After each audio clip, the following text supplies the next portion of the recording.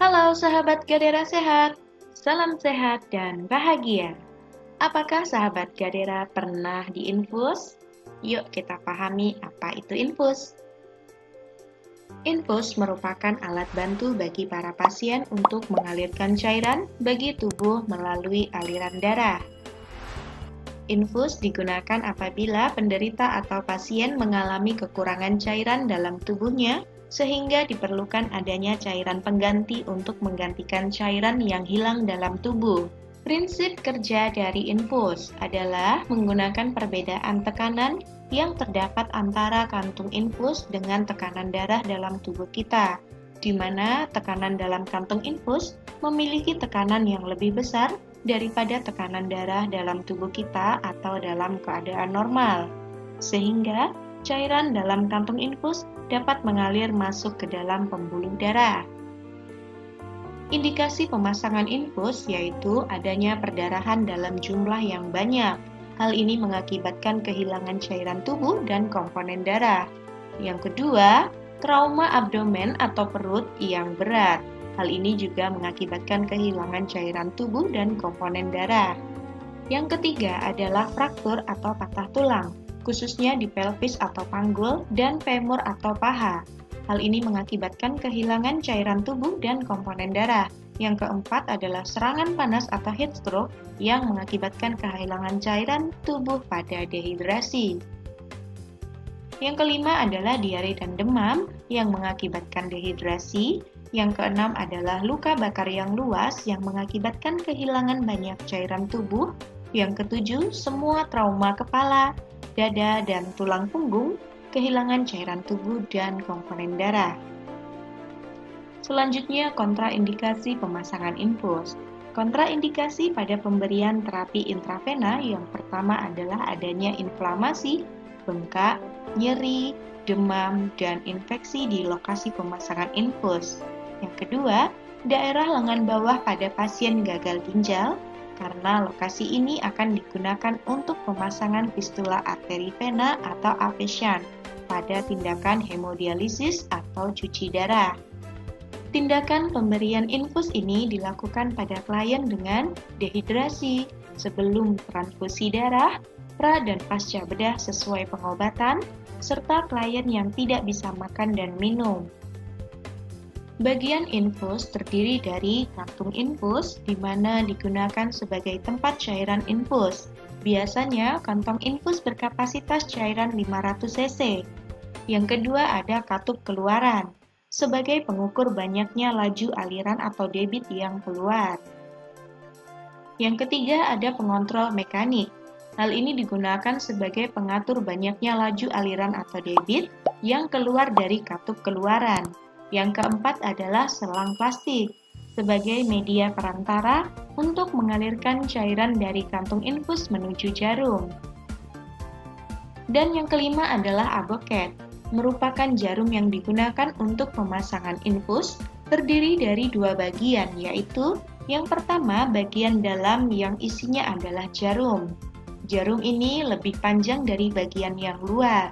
Fungsi dari jarum ini adalah untuk memasukkan aboket yang bagian luar terbuat dari plastik. Kedua, bagian luar yang nantinya akan berfungsi sebagai jalan masuknya cairan infus atau yang lain. Ukuran aboket. Semakin besar angka yang melabeli sebuah jarum, artinya semakin kecil ukuran dari jarum tersebut. Jangan sampai terbalik ya. Yang pertama adalah warna kuning. Aboket yang berwarna kuning memiliki ukuran jarum 24G. Jarum infus yang satu ini digunakan pada neonatus, bayi, anak, dan orang dewasa dengan pembuluh darah kecil dan rapuh. Cairan infus yang dialirkan lewat jarum ini sangat lambat. Yang kedua, warna biru. Jarum dengan warna biru memiliki ukuran 22G.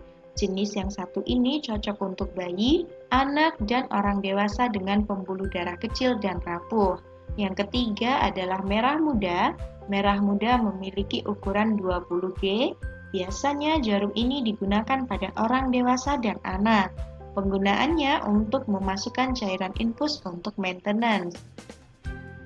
Yang keempat, warna hijau.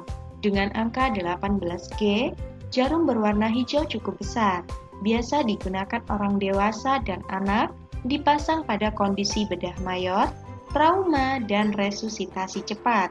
Yang kelima adalah abu-abu. Ini adalah set dengan jarum terbesar yaitu 16G. Jarum ini digunakan untuk orang dewasa dalam kondisi bedah mayor, trauma, dan resusitasi cepat.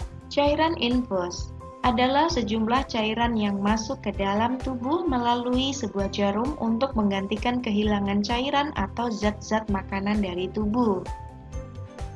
Cairan infus atau intravenous fluid tersimpan di dalam sebuah kantong atau botol steril yang akan dialirkan melalui selang menuju pembuluh darah. Jenis dan jumlah cairan yang digunakan akan bergantung kondisi pasien, ketersediaan cairan, dan tujuan pemberian cairan infus. Pemberian cairan intravena yaitu memasukkan cairan atau obat secara langsung ke dalam pembuluh darah vena dalam jumlah dan waktu tertentu dengan menggunakan infus set. Cairan infus yang umum digunakan dapat dibagi menjadi dua jenis, yaitu kristaloid dan koloid. Tempat pemasangan infus, banyak vena di tubuh, bagian ekstremitas menjadi prioritas untuk kemudahan akses. Vena kaki sebaiknya sangat jarang, kalaupun pernah digunakan karena resiko tinggi terjadi tromboemboli.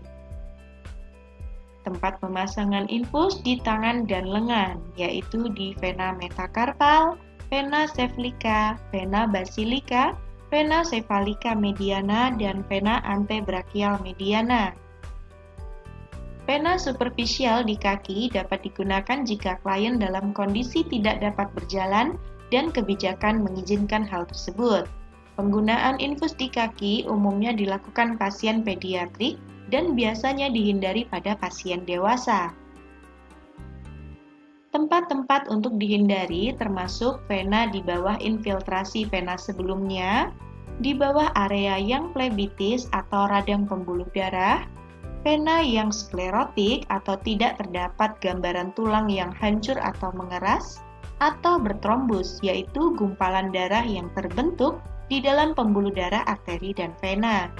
Lengan dan tirai arteriovena atau fistula atau lengan yang mengalami edem, infeksi, bekuan darah, dan kerusakan kulit.